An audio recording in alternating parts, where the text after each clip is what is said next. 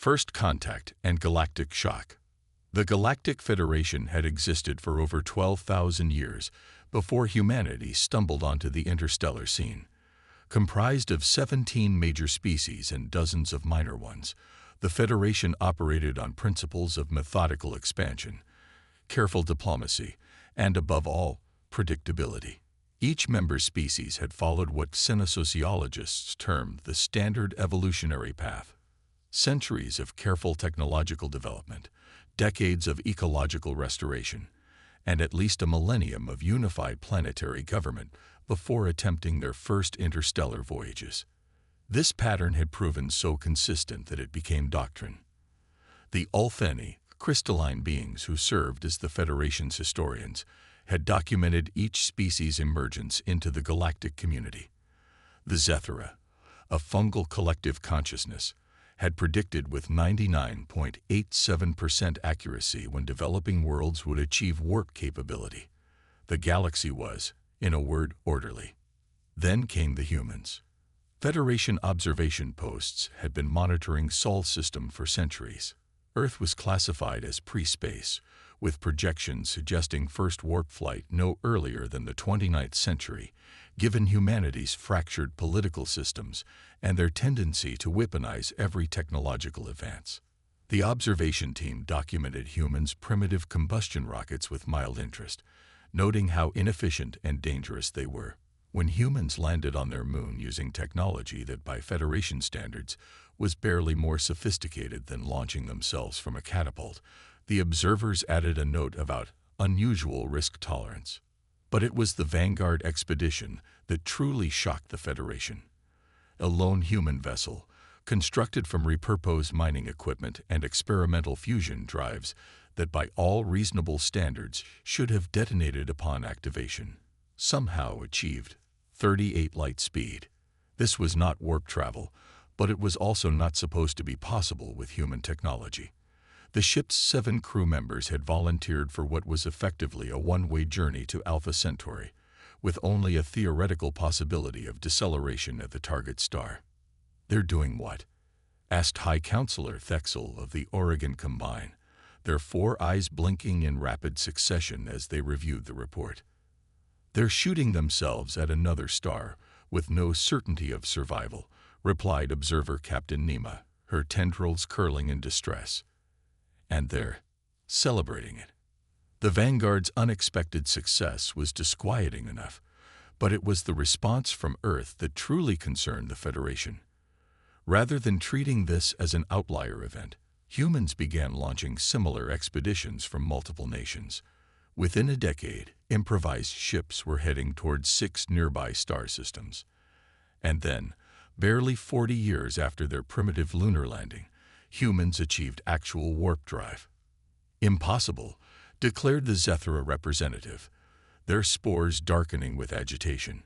"Our models indicate they should still be at least 4 centuries from this capability." Yet the impossible had happened. The human vessel Odyssey tore open spacetime with a jury-rigged warp drive that Federation engineers later described as dangerously elegant in its recklessness. When a Federation first contact vessel intercepted the Odyssey near Ta Ceti, expecting to find a crew of serious scientists culminating generations of careful research, they instead found 8 exuberant humans who had, in their words, decided to see if this crazy idea would work. The first official communication between humanity and the Federation set the tone for all that followed.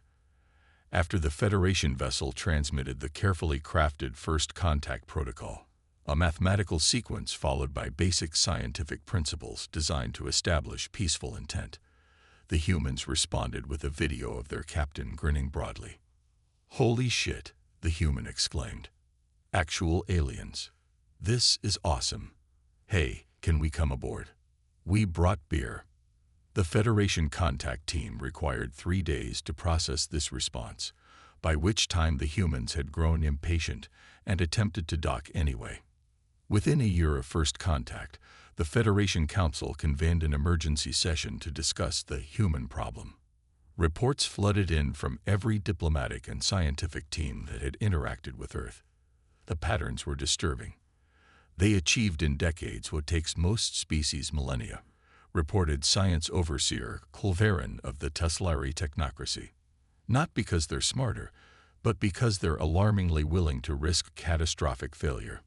Their decision-making appears random, added Ambassador Folix. When presented with a carefully reasoned argument, they often dismiss it in favor of what they called gut feelings or vibes. But it was the Centauri incident that truly demonstrated why humans would become the most feared species in the galaxy.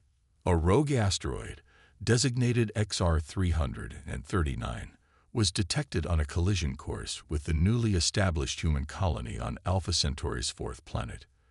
Federation protocols for such events were clear: evacuate if possible, or divert the object using approved gravitational techniques that would take approximately 7 months to implement. The humans had 4 weeks until impact. The Federation disaster response team arrived with evacuation ships, prepared to help the colonists relocate. They found the humans drilling into the planet's crust instead.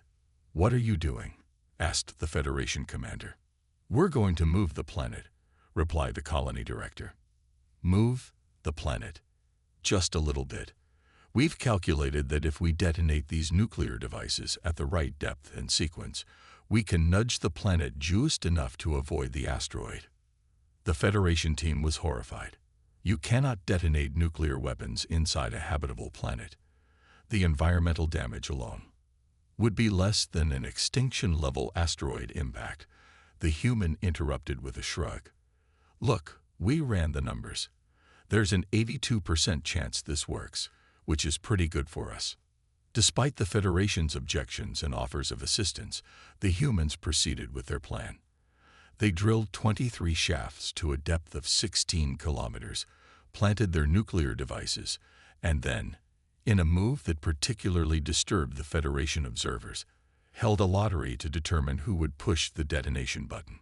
Against all reasonable probability, it worked. The synchronized detonations shifted the planet's orbit by a fraction of a degree, just enough for the asteroid to miss by a comfortable margin. The environmental effects were significant, but not catastrophic. When the asteroid passed harmlessly by, the humans held a planet-wide celebration they called "We Didn't Die Day," which became an annual holiday. The Federation Council received the report on the Centauri incident in stunned silence. "They moved a planet," whispered High Counselor Fexel. "Rather than relocate temporarily, they moved an entire planet. With nuclear weapons," added another counselor.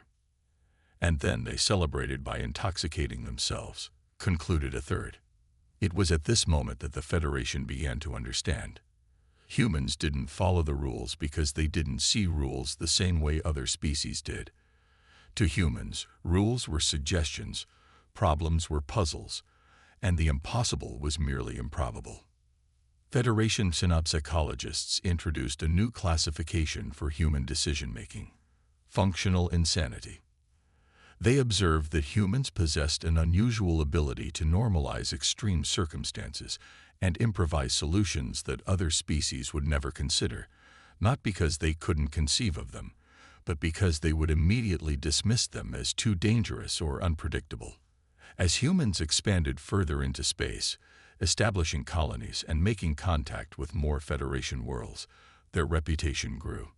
They became known for taking on challenges that other species deemed unworkable, for thriving in environments considered barely habitable, and for turning misfortune into opportunity through what they called winging it. One human term in particular entered the Galactic lexicon, untranslated because no other language had an equivalent: MacGyver. It became a verb used throughout Federation space to describe the human tendency to create improbable solutions from available resources. The environmental system is failing. Let the humans MacGyver it. The Federation began to realize that humanity wasn't just another member species to be integrated into their orderly community. Humans were a chaotic variable, unpredictable and terrifying in their creativity and willingness to take risks. And the galaxy had not yet seen what humans were truly capable of when faced with an existential threat: the breaking point and reluctant respect. Despite significant resistance, humans were granted provisional membership in the Galactic Federation 50 years after first contact. The decision wasn't driven by admiration, but by the pragmatic recognition that it would be safer to have humans inside the regulatory framework than operating independently. Better to have them signing our safety protocols than inventing their own, as one counselor put it. The integration was rocky. Human delegates routinely frustrated Federation proceedings by asking why questions that other species considered self-evident and proposing alternative approaches that violated centuries of established procedure. Federation regulatory bodies created an entire division dedicated to reviewing human technological innovations, which had an alarming tendency to work despite violating multiple safety standards. Then came the Voraxians. They emerged from the Galactic core region, a species unlike any the Federation had encountered before. The Voraxians were not interested in diplomacy, resource sharing, or peaceful coexistence. They were predators on a cosmic scale, consuming the resources of entire star systems and moving on. Their technology was organic, their ships living entities that could self-repair and reproduce. Traditional Federation military responses proved ineffective. The Voraxians simply adapted. Within 2 years, the Voraxians had consumed 7 Federation systems. Billions died or were displaced. The Federation Council declared an unprecedented state of emergency and assembled the largest military coalition in its history, but strategic projections showed a 92% probability of failure against the Voraxian advance. At a desperate council session, the human delegation requested permission to address the assembly. Ambassador Helena Chen rose from her seat, her expression grave but determined in a way that made several empathic species in the chamber shift uncomfortably. The Federation has tried to fight the Voraxians using conventional tactics, she said. But these aren't conventional enemies. We've analyzed their patterns and believe we've identified a fundamental vulnerability. The chamber quieted. The Voraxians operate as a hive consciousness. Their ships, their weapons, their very bodies are all connected through a quantum-entangled network. This makes them extraordinarily coordinated, but also potentially vulnerable to cascading system failure. We've reviewed this, interrupted the military overseer. Their network cannot be hacked or disrupted. It operates on principles we cannot access. Ambassador Chen smiled thinly. Who said anything about hacking? We're proposing something more direct. Operation Pandora. Over the next hour, the human delegation outlined a plan so audacious that many council members initially thought it was a dark form of humor. The humans proposed creating what they called a pseudo-reality cascade. Essentially, a weaponized breakdown of space-time itself that would theoretically disrupt the Voraxian quantum network. You want to tear a hole in reality, stated High Counselor Thexel. A small, controlled tear, corrected Chen. Think of it as creating a localized pocket where the laws of physics take a short vacation. This could affect an entire sector, protested the Zethra representative, possibly trigger a vacuum decay that could spread uncontrollably. There's only a 0.037% chance of that happening according to our models, Chen replied calmly. And we've built in 17 redundant failsafes. The risk is less than the certainty of the Voraxians destroying the Federation, Chen interrupted. Look, I understand your concern. But right now, we're facing extinction. The time for caution has passed. After 36 hours of heated debate, the Council approved Operation Pandora by a narrow margin. Many representatives registered formal protests, but the reality of the Voraxian threat outweighed even the fear of human solutions. The implementation phase revealed another disturbing aspect of humanity, their efficiency when unleashed. Within 3 months, human scientists and engineers had constructed the pseudo-reality cascade device, an apparatus that looked deceptively simple for something designed to briefly unravel a cosmos. They deployed it near a predicted Voraxian approach vector, at a safe distance from inhabited systems. On activation day, Federation observers watched from the maximum safe distance, which the humans had casually doubled just to be sure. The device activated with an anticlimactic flicker of light, followed by what observers could only describe as the universe blinking. In that moment, a sphere of space 2 light hours in diameter experienced what the humans called physics going sideways.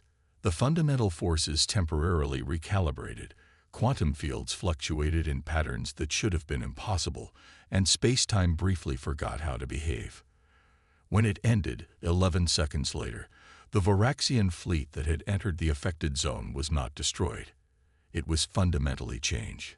The quantum entanglement that unified their consciousness had been severed and reconfigured in random patterns. Ship bodies attacked each other, confused units fled in random directions, and the coordinated threat that had terrified the galaxy dissolved into chaos. Follow-up strikes against the disorganized Voraxians eliminated the threat within weeks. The Federation had survived, thanks to a human solution that had essentially weaponized uncertainty itself. In the aftermath, the Council convened a special session to reassess humanity's place in the galactic community. The mood was somber. "They saved us," acknowledged High Counselor Thexel. But in doing so, they demonstrated why they are perhaps the most dangerous species we have ever encountered. Not because they are aggressive, added the Ulthani historian, but because they do not perceive risk as we do. Where we see potential catastrophe, they see acceptable margins of error. They were willing to tear a hole in reality on the chance it might work, said another counselor. What else would they be willing to do if they felt threatened? A new classification was quietly added to the Federation's species database. Humans were categorized as extreme divergence, the only species to bear this designation. Additional monitoring protocols were implemented, and a contingency committee was formed to develop response strategies should humanity ever turn their chaotic problem-solving against the Federation itself. Yet alongside this fear grew a grudging respect. Federation species began to recognize that humanity's apparent recklessness was paired with a remarkable adaptability and resilience. Humans could thrive in situations that would break other species. They could imagine possibilities that more orderly minds would never conceive. And when conventional approaches failed, humans could be counted on to suggest alternatives that were simultaneously terrifying and brilliant. Across Federation space, a new idiom entered common usage. Let's not human this problem. Meaning, let's not resort to a dangerously creative solution unless absolutely necessary. Yet when crises emerged, the same species who coined this phrase often found themselves asking, quietly, what would the humans do? Human integration into galactic society progressed, though always with caution. Federation species maintained what they called a healthy buffer zone around human space, initially 1 light year, then 3, then 5 as humans continued to experiment with technologies that other species considered too unpredictable to pursue. Ambassador Chen, attending her final council session before retirement, addressed the underlying tension directly. "You fear us," she said to the assembled representatives. "I understand that. From your perspective, we're unpredictable, reckless, possibly insane. But consider this. In a universe full of unknowns, perhaps the greatest advantage isn't careful planning but adaptability. Humans don't embrace chaos. We've just learned to dance with it." She smiled at the silent chamber. "You see our willingness to take risks as a danger. We see it as our greatest strength. Maybe that's why the Voraxians couldn't adapt to us. They'd never encountered a species that treated uncertainty as an ally rather than an enemy." The Federation continues to maintain its buffer zone around human space. Federation scientists still scrutinize human innovations with trepidation, and Federation strategists still run simulations of worst-case scenarios involving human unpredictability. But when new threats emerge from the darkness between stars, when conventional approaches fail and careful planning leads to dead ends, the council chambers fall silent and eyes turn toward the human representatives. Because the most frightening thought in the galaxy isn't what humans might do, it's what might happen without them. As a Zethara philosopher famously observed, The humans are terrifying not because they are the most aggressive species, or the most technologically advanced, or even the most ambitious. They are terrifying because they have made peace with uncertainty in a way no other species has managed. They don't just survive chaos, they weaponize it. And that is why, even as the Federation benefits from human ingenuity, every species keeps a wary eye on Earth and its colonies, because the only thing more frightening than a human solution is a human problem.